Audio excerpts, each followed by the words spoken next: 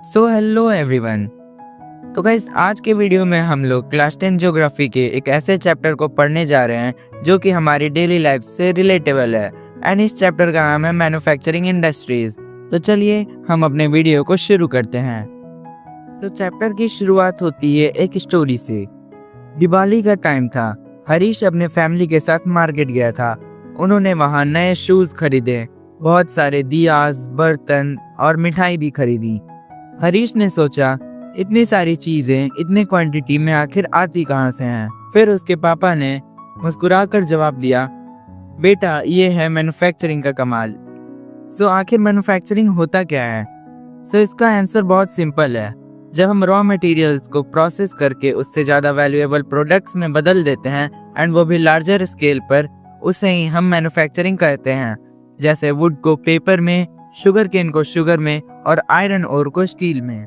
अब हर देश की इकोनॉमिक स्ट्रेंथ उसके मैन्युफैक्चरिंग पावर से नापी जाती है एंड इसीलिए इस मैन्युफैक्चरिंग सेक्टर को हम किसी भी कंट्री की इकोनॉमिक डेवलपमेंट की बैकबोन कहते हैं। अब हम लोग देख लेते हैं कि आखिर ये मैन्युफैक्चरिंग इतनी इम्पोर्टेंट है क्यों। फर्स्ट, क्योंकि ये एग्रीकल्चर को मॉडर्नाइज करता है। सेकेंड, ये अनएम्प्लॉयमेंट और पॉवर्टी को भी एंड करता है। थर्ड, ये किसी भी कंट्री में ट्रेड और फॉरेन एक्सचेंज लाता है। एंड सबसे इम्पोर्टेंट, ये एग्रीकल्चर एंड इंडस्ट्री सेपरेट नहीं है, बल्कि ये दोनों हैंड इन हैंड काम करते हैं। एक दूसरे के बिना ये अधूरे हैं एंड इस कॉन्सेप्ट को हमेशा याद रखिएगा। Next is classification of industries.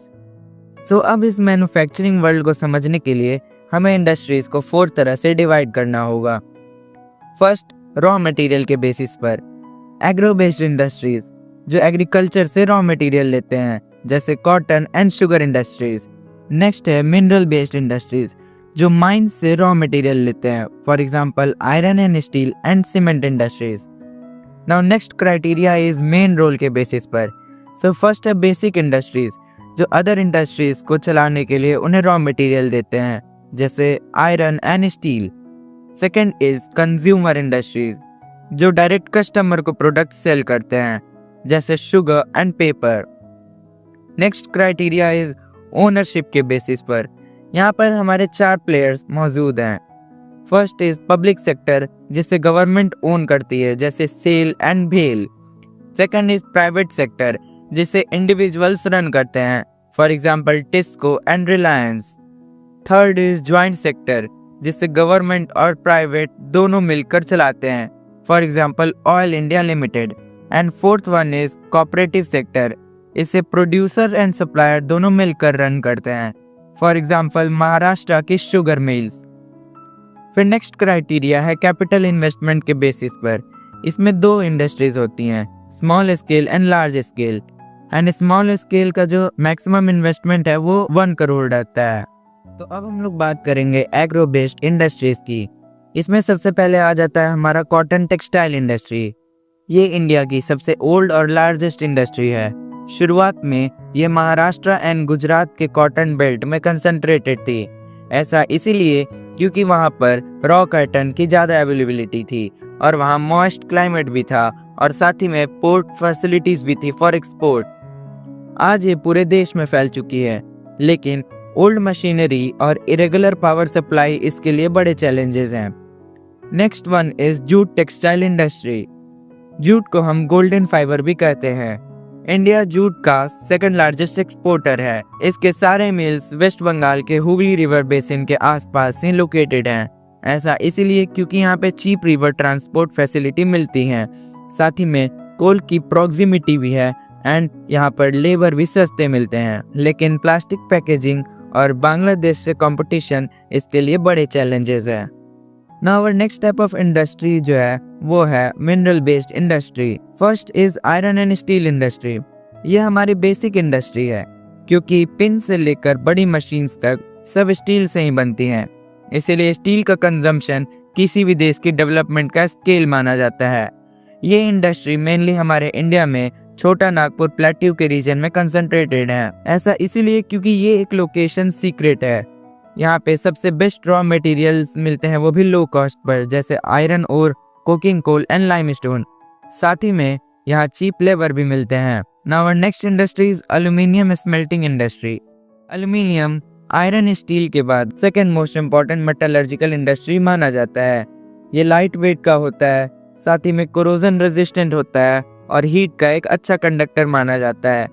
इसीलिए एरोप्लेन और इलेक्ट्रिकल वायर में मोस्टली ये यूज किया जाता है। अब इसकी लोकेशन जो है वो दो चीजें मैटर करती हैं। पहली बात की बॉक्साइट की रेगुलर सप्लाई होनी चाहिए और साथ ही में इलेक्ट्रिसिटी चीप भी होना चाहिए और रेगुलर आना भी चाहिए, क्योंकि एल्युमिनियम को बनाने में बहुत ज़्यादा बिजली खर्च होती है। अब हम लोग बात करेंगे कुछ अदर इंडस्ट्रीज़ की। तो इसमें से फर्स्ट है हमारा ऑटोमोबाइल इंडस्ट्री। सो जब से लिबरलाइजेशन हुआ है मार्केट में इसके न्यू मॉडल्स आए हैं एंड ये इंडस्ट्री बूम कर गई है।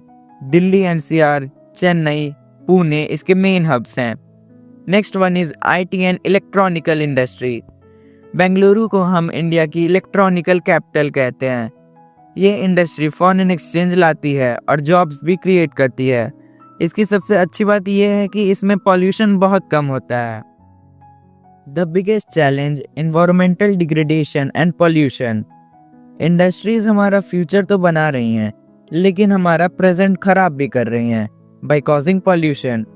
एंड ये इस चैप्टर का सबसे इम्पोर्टेंट और सेंसिटिव टॉपिक है। इंडस्ट्रीज 4 मेजर टाइप्स के पॉल्यूशन करती हैं। First is water pollution. जब डाइज, एसिड्स, हैवी मेटल वाला गंदा पानी रिवर में चला जाता है तो वाटर पॉल्यूट हो जाता है एंड इसके मेन कल्प्रिट्स हैं हमारे paper mills and chemical plants. Next type is air pollution. Toxic gases जैसे सल्फर डाइऑक्साइड और कार्बन मोनोऑक्साइड हवा में रिलीज होती हैं, जिससे हमारा एयर पॉल्यूट होता है और इससे एसिड रेन्स और ब्रीदिंग की प्रॉब्लम्स भी आती हैं। Next one is thermal pollution. Factory से हॉट वाटर बिना ट्रीट किए निकाला जाता है, जिससे एक्वेटिक लाइफ जो है वो डिस्टर्ब होती है। फोर्थ एंड लास्ट वन जो है वो है हमारा नॉइस पॉल्यूशन। जब हैवी मशीनरी और जनरेटर्स का शोर बढ़ता है तो उससे हमारा स्ट्रेस और ब्लड प्रेशर इंक्रीज हो जाता है। अब क्वेश्चन ये है कि इसका कोई सॉल्यूशन भी है? तो हाँ, सस्टेनेबल डेवलपमेंट की तरह हमें बढ़ना होगा और साथ ही में इसके 3 की स्टेप्स हैं। First is water recycling. हमें पानी को मिनिमम यूज करना होगा, रेन वाटर हार्वेस्टिंग करनी होगी और जो गंदे पानी होते हैं उसको 3 स्टेजेस में ट्रीट करना होगा। Next is air control. Factories के चिमनीज में हमें इलेक्ट्रोस्टैटिक प्रेसिपिटेटर्स और फिल्टर्स लगाने होंगे, जिससे जो हार्मफुल स्मोक है वो कैप्चर हो जाए। And the last one is noise control. हमें मशीनरी में साइलेंसर्स लगाना होगा, जिससे नॉइज अब्जॉर्बिंग मटेरियल जो है वो यूज होगा एंड नॉइज पॉल्यूशन कम होगा। अगर हम गवर्नमेंट के रूल्स और एनवायरनमेंट नॉर्म्स को फॉलो करें तो हम अपनी डेवलपमेंट भी कर सकते हैं और अपने प्लैनेट को भी बचा सकते हैं।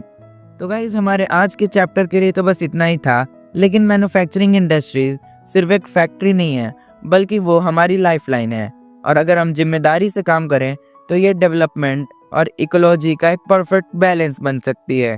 आई होप आपको ये चैप्टर समझ आया होगा।